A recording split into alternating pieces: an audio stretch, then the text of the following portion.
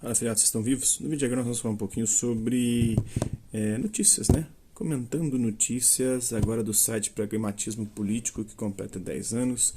A primeira notícia aqui do site é o brasileiro que se recusa a sair do epicentro do coronavírus. Talvez porque ele não acredita, né? Particularmente não acredito que essa epidemia, essa pandemia seja tão destrutiva ou tão mortal como se dizem por aí, né? Deixar o epicentro do surto do novo coronavírus se tornou uma emergência para brasileiros e outros milhares de estrangeiros, mas não para o estudante Miguel Manassero, de 18 anos. Estaria abrindo mão de um sonho. Qual que é o sonho dele, né? Deixar a cidade de Wuhan, capital da província de Hubei, na China, epicentro do surto do novo coronavírus, se tornou uma emergência para os brasileiros e outros milhares de estrangeiros imersos em uma crise de saúde global que ainda está longe do fim. Mas para o estudante Miguel Manassero, de 18 anos, embarcar no avião da Força Aérea Brasileira, que levou de volta ao Brasil 34 brasileiros, significava abandonar o sonho chinês, alimentado desde a infância. Voltando para o Brasil, estaria abrindo mão de um sonho. Não foi fácil ficar aqui. Eu não tinha certeza do que eu ia fazer até o último minuto, que foi quando eu decidi ficar. Miguel Manassero deixou a cidade de Iguapiaçu, no interior paulista, em agosto do ano passado para aprender mandarim na Universidade de Hubei, idioma que ele começou a estudar aos 12 anos. O interesse pela China surgiu com o Kung Fu, arte marcial que ele pratica desde a infância. Meu sonho começou quando eu tinha 9 anos e comecei a ter contato com a China por meio do Kung Fu, relata. O jovem brasileiro afirma que deixar a China poderia comprometer o término do curso de mandarim, qualificação que pode ajudá-lo a conseguir uma bolsa de estudos para um curso de graduação na Universidade de Hubei. Minha mãe disse que se eu voltasse para o Brasil, ela não saberia quando me mandaria de volta à China, disse. Sem saber como nem quando poderia retomar os estudos em Hubei, Manassero optou por arriscar e permanecer em Wuhan, apesar do alto risco de infecção. Tento não pensar muito no contágio, mas sei que o risco é grande, afirma. A embaixada brasileira na China deu um prazo para a comunidade no local decidir se embarcaria ou não de volta ao Brasil.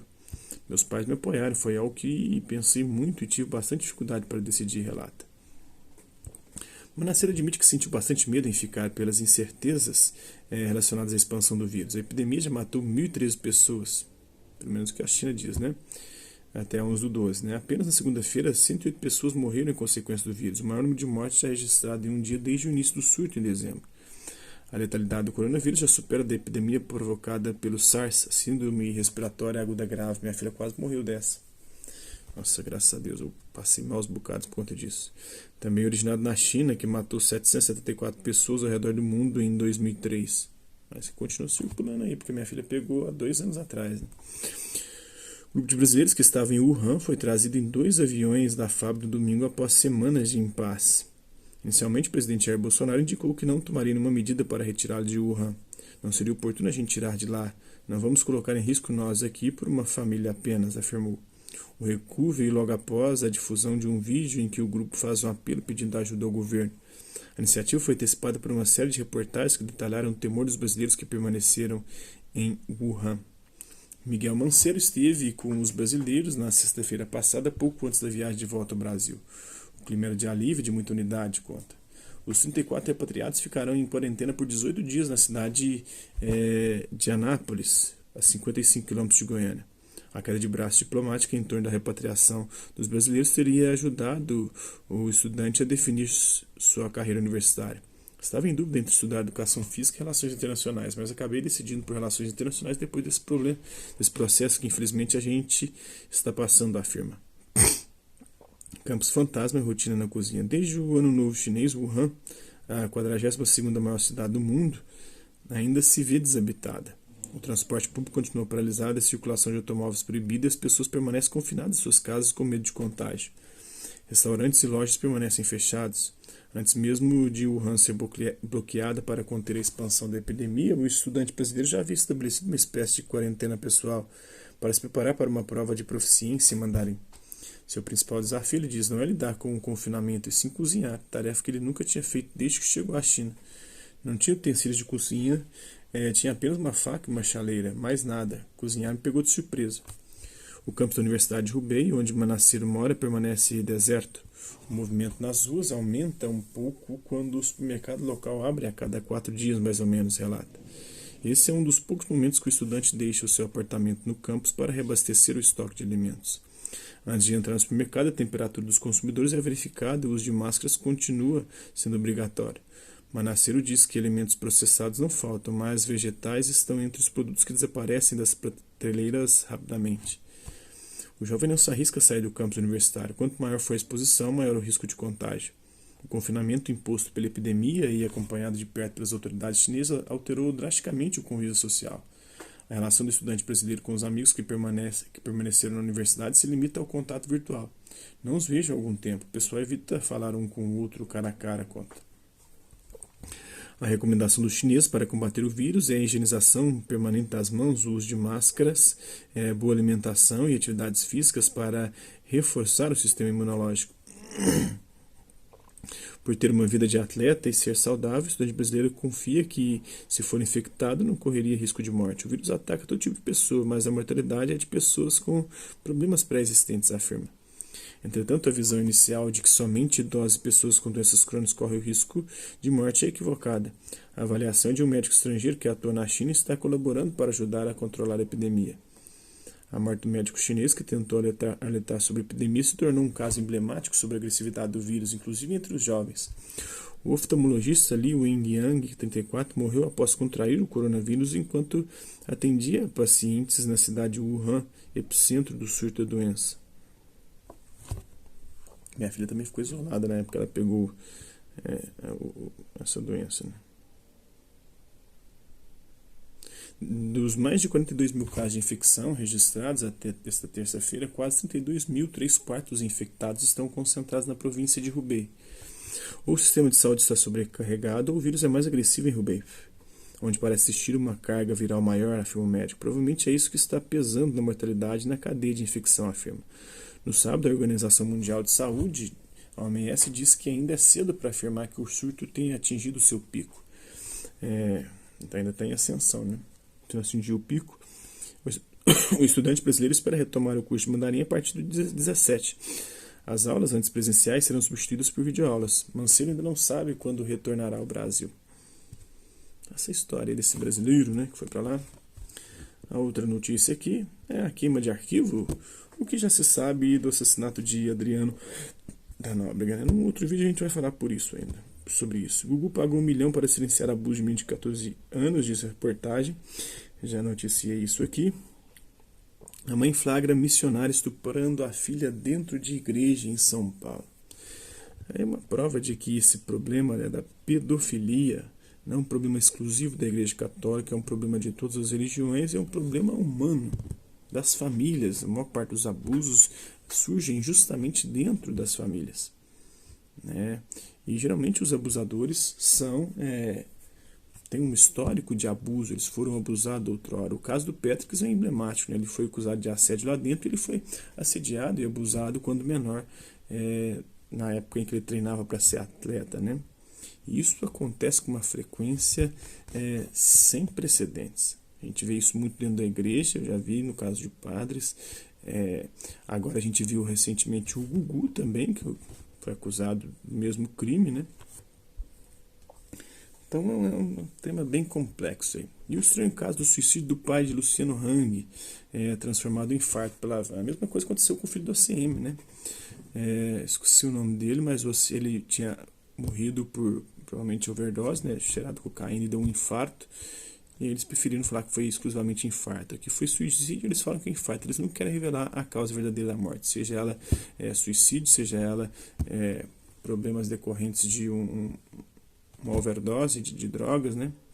Leandra Jennifer, mais uma vítima do feminicídio no Brasil. As mulheres continuam sendo assassinadas, né?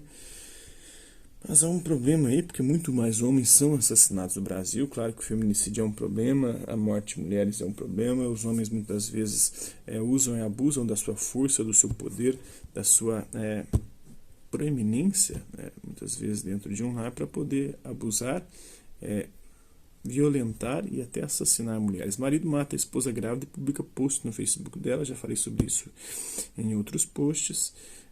O Cinema Oscar 2020 faz história com a vitória do filme Parasita, que eu já falei sobre ele também. O ataque grosseiro de Pedro Bial a Pedra Costas não foi por acaso, já falei sobre isso. O drama das crianças contaminadas por chumbo em Cuba. Cuba não é o paraíso dos socialistas. Jovem negro confundido com gandula, sobrinho de ícone do esporte cubano, né? Ó, confundido pelo Bocardi, né? Rodrigo Bocardi divulga pedido oficial de desculpas por ter dado essa gafe ao vivo, né? Na Globo, Bocardi faz comentário racista e ataca quem o criticou. O Weintraub só passou no concurso da Unifesp porque era o único candidato. Então, provavelmente é treta aí, né? Professor envenenado divulgou áudios antes de morrer. Tô com medo. Olha só, essa história eu vi também. Acho que foi lá em Goiás. Mãe de Cazuza repudia ataque de Bolsonaro a portadores de HIV. Né? Isso é uma responsabilidade, é um peso para o Estado, sim. Mas boa parte das pessoas que se infectam, né, em especial as mulheres casadas, cujos maridos vivem uma vida promíscua e depois chegam para transar com elas, né, seja comendo prostitutas ou seja indo fazendo banheirão, né, em relações homossexuais, porque não assumem sua condição sexual, é um problema sério. Né? Morre médico chinês que alertou autoridades para o início do coronavírus. Haiti é a eterna punição. Né? Do lado do Haiti tem a República Dominicana. Já fui na República Dominicana em Punta Cana. Cara, lá é o paraíso. Agora no Haiti, na mesma ilha, do outro lado, parece que lá é o inferno. Todos os terremotos, furacões, todos os desastres naturais e todos os problemas políticos parece que acontecem lá. Cara, muito tenso. Espaço LGBT de Campina Grande promove seminário sobre visibilidade trans. Haiti, eterna punição por uma educação transformadora. Texto de padre que concordou com retirada de símbolos religiosos das repartições públicas viraliza. O drama curdo tem um nome, né? Na Globo, Bocardi faz comentário racista e ataca quem o criticou. Vila e Constantino volta a protagonizar barraco na Jovem Pan. Ali essa barraco, né? Os dois. O Vila tem um pouco mais de consistência, como que eu posso dizer? Consistência intelectual e de conhecimento, né? Embasamento teórico, como historiador. Porque fora disso ele também é uma gafe total.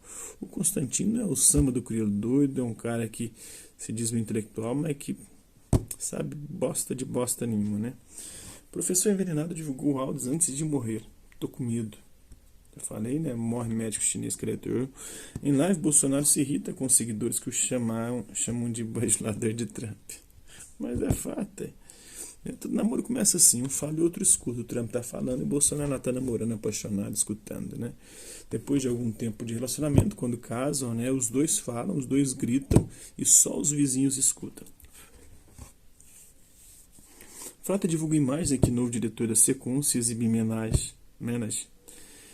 Eduardo Bolsonaro, os conservadores, né, brasileiros. Eduardo Bolsonaro compartilha ataque de Siqueira Júnior Caetano Veloso, né? O Siqueira Júnior e o Eduardo Bolsonaro, ambos que não leem, e diz que ser conservador não precisa, né, não precisa de ler. Marido mata a esposa grávida e publica post no Facebook dela. Mulher grávida de 5 meses agredida por policial durante a abordagem. Democracia em vertigem, perdeu o Oscar, né? Irritou o Bolsonaro, irritou boa parte da direita brasileira e acabou perdendo. Fez firula como sempre, aliás, como nunca, e perdeu como sempre. Bate-boca entre Jair Bolsonaro e internato, viralizou nascido. Acho que já falei sobre esse bate-boca. Pai é preso por estuprar bebê de apenas 14 dias de nascido, cara. Essa é uma perversão absurda. E o Ítalo Marcelo ainda me diz que é possível curar esse tipo de gente. Cara, essa doença, essa coisa não tem como, cara. Não tem, é inconcebível. Para Eduardo Bolsonaro, o Oscar é de esquerda por indicar democracia em vertigem. Eu acredito que o Oscar é de esquerda, sim. Todos os filmes vencedores, Parasita, Indústria Americana e o próprio Democracia em Vertigem, todos eles tinham um viés de esquerda ali. Cantor flagrado agredindo a esposa grávida, deboche do caso e ri. Foi o Vitor, né, do Vitor e Léo. Então é isso aí. Espero que vocês tenham gostado do vídeo. Hasta la vista, bibs. E até a próxima.